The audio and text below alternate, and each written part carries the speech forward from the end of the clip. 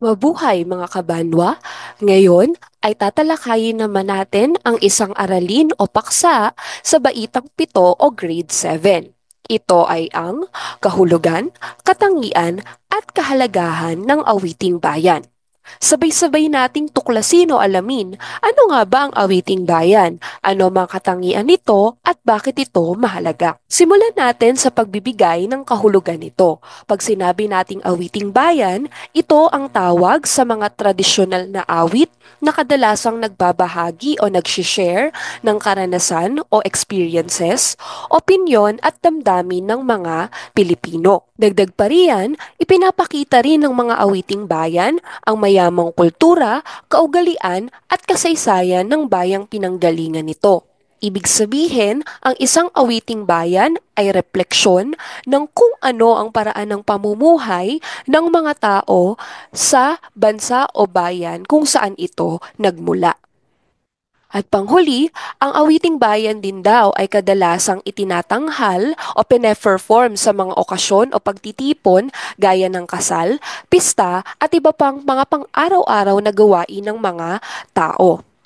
May mga awiting bayan tayo na partikular na itinatanghal o pine-perform halimbawa sa panliligaw, sa kasal, sa pista, sa pakikidigma at maging doon sa mga malulungkot na bahagi ng buhay ng tao kagaya na lamang kapag may namamatay. Isa-isahin din natin ano-ano ba yung katangian ng awiting bayan. Una na riyan, ito raw ay nagtatampok ng mga kaugalian at tradisyon. Ipinakikita ng mga awiting bayan ang araw-araw na pamumuhay, gawi, paniniwala, kaugalian, at maging yung pagpapahalaga ng mga tao sa buhay. Maliban pa rito, ang mga awiting bayan din ay nagtataglay ng simple at madaling maunawaan ng mga salita. Ang mga sumusulat ng awiting bayan ay mga ordinaryong mamamayan din. Sa kagustuhan nila na maging relatable ito at ma-appreciate o mapahalagahan ng iba pang mga tao, sinisikap nila na gawing simple at comprehensive yung mga salitang ginagamit. At panghuli, ang awiting bayan ay nilalapatan din ng nakaaantig na mga melodiya o tono. Hindi lamang sinusulat o ginagawa ang awiting bayan para pakinggan.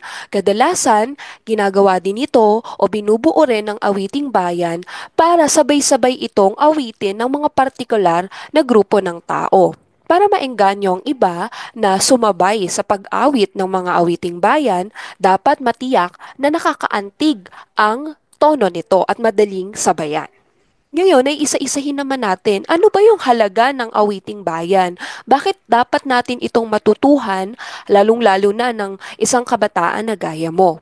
Una, mahalaga daw ang awiting bayan dahil ito ay nagpapahayag ng reaksyon sa mga karanasan sa buhay. Maliban pa dito, nagpapahayag din ang mga awiting bayan ng damdamin, panaginip, pag-asa at mga saloobin. Bukod pa riyan, nagpapahayag din ito ng sariling kulturang Pilipino. Ang mga awiting bayan natin sa Pilipinas, lalong-lalo na yung nanggaling sa iba't ibang bahagi ng ating bansa, ay nagpapakita ng mayaman at iba-ibang paraan ng pamumuhay ng mga Pilipino. Gamit din ng mga awiting bayan na ipapahayag ang matulaing damdamin at kaluluwa ng mga Pilipino. Dito kasi inilalantad natin o pinapakita natin yung ating pagkakakilanlan. Ganun din, na ipapahayag din natin kung paano tayo mag-isip tungkol sa iba't ibang mga paksa o usapin sa buhay. Sa pamamagitan din ng mga awiting bayan na ipapakita natin na ang mga Pilipino ay likas pala na sentimental o grabe o matindi yung pagpapahalaga natin sa mga simpleng bahagi ng ating buhay, yung mga pang-araw-araw nating ginagawa. Ultimo iyon ay sinasama natin sa mga paksa ng awiting bayan. Dagdag pa roon, ipinapamalas din daw ng mga awiting bayan ang pagmamahal at pagpapahalaga ng mga Pilipino sa kagandahan.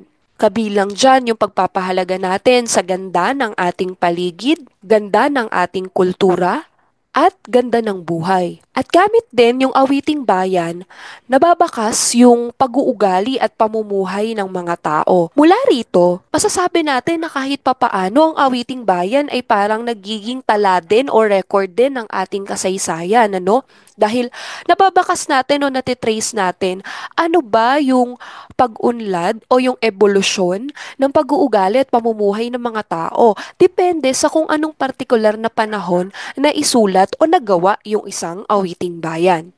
Bukod pa roon, ang awiting bayan din daw ay bunga ng matulaing damdaming galing sa puso at kaluluwa ng bayan. Sabi nga natin kanina, no, paulit-ulit nating nababanggit, ang awiting bayan kahit papaano ay nagiging representasyon din ng ating pagkakakilanlan o identity. Na isusulat ito dahil ganoon katindi yung pagpapahalaga natin sa buhay, sa kultura, sa karanasan natin sa pang-araw-araw. At iyon ang kahulugan, katangian at kahalagahan ng awiting bayan. Maraming salamat sa panonood, Kabanwa. Maaari mong suportahan ang ating channel sa pamamagitan ng pag-like at pag-subscribe. Maaari mo ring ikomento sa ibaba ang mga aralin sa Filipino na nais mong gawan pa natin ng video lesson. Hanggang sa muli, maraming salamat.